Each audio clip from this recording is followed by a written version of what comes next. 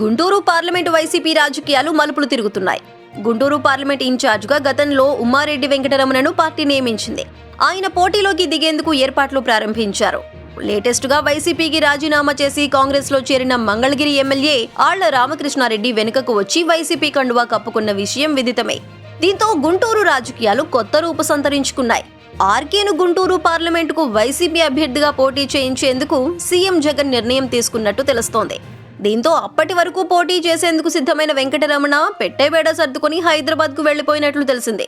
దీంతో పాటు నియోజకవర్గంలోని పలు సెగ్మెంట్లలో కూడా ఎమ్మెల్యే అభ్యర్థులుగా కొత్త వారిని దించేందుకు పార్టీ అధిష్టానం కసరత్తు చేస్తున్నట్టు తెలుస్తోంది. గుంటూరు తూర్పు అభ్యర్థిగా ప్రస్తుత ఎమ్మెల్యే ముస్తఫా కుమార్తె ఈసారి వైసీపీ అభ్యర్థిగా పోటీ చేయనున్నారు. ఆమె ప్రచారం కూడా చేసుకుంటున్నారు. తాడికొండకు సుచరితను ఖరారు చేశారు. మంగళగిరి నుంచి బీసీ అభ్యర్థి పోటీలోకి దిగనున్నారు.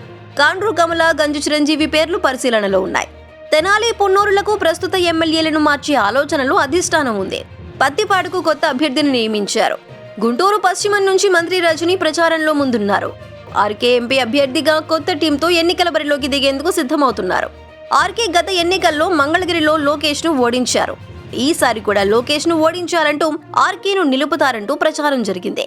అనూహ్యంగా ఆర్కేను ఎంపీ అభ్యర్థిగా బరిలోకి దించుతున్నట్టు పార్టీ వర్గాలు చెప్పుకుంటున్నాయి.